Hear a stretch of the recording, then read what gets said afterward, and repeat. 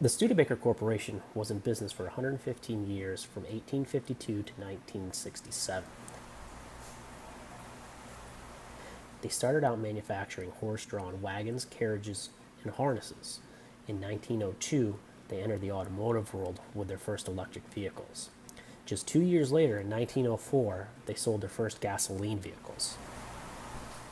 In 1937, Studebaker had entered the truck market with their Coupe Express. In this video, we're going to jump ahead and take a look at the Studebaker Champ that was produced from 1960 to 1964.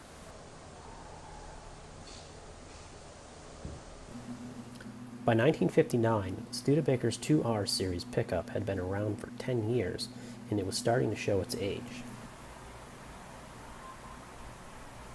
Studebaker knew that they needed to come up with a new truck, but they didn't have a lot of funds available for a complete redesign.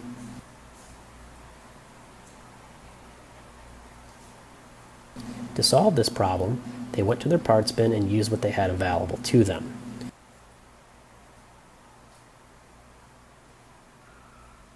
They kept the chassis and bed from the previous truck, saving a lot of time and money. By 1961, they offered a modern-looking, flat-sided box known as the Spacesize. Again, to save money, this style bed was sourced from Dodge. Dodge used this bed on their 1959 to 1960 pickups. Studebaker was able to purchase the tooling at a reduced cost. For the cab of the Champ, Studebaker decided to use the four-door 1959 Lark. They cut the Lark in half directly behind the front doors, and with a little bit of modification, they were able to make it fit the truck's frame. This meant they didn't have to spend a bunch of time and money developing the cab along with expensive tooling that would have been needed. The only tooling that was needed was for the back panel to enclose the cab. Speaking of the back panel, did you know that Studebaker was the first to offer a sliding back window as an option?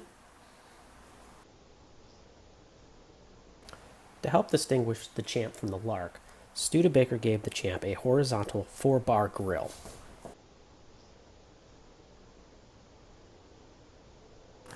The Champ was also given a different front bumper. This was because the Lark's more stylish and flusher fitting bumper would not line up on the frame.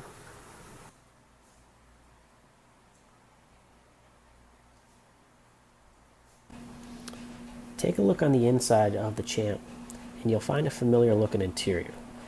Because Studebaker used the Lark for the basis of the cab, they were able to save money and reuse the Lark's dash.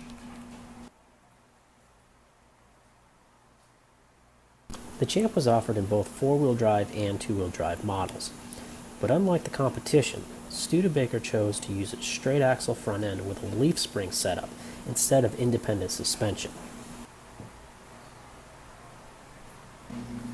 For engine options, Studebaker stuck with what they knew. For the 1960 model year, buyers could choose from two flathead inline 6-cylinder engines that dated back to 1939. You could select either from the Lark's 170 cubic inch with 90 horsepower or the 245 cubic inch known as the Big 6 with 110 horsepower. In 1961, the 170 cubic inch engine returned, and it was updated with overhead valves, resulting in an increase from 90 horsepower to 112 horsepower. This was enough of an increase to convince Studebaker to discontinue the Big 6.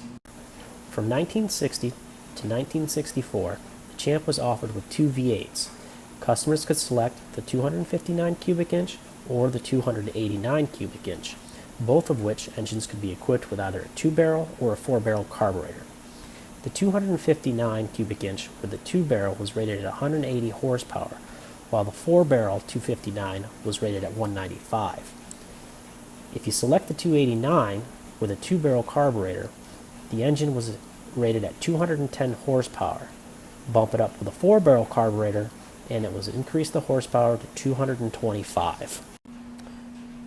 Prices for the Champ when it debuted in 1960 started out just under $1,900 for the 6-cylinder model and right around $2,500 for the 8-cylinder.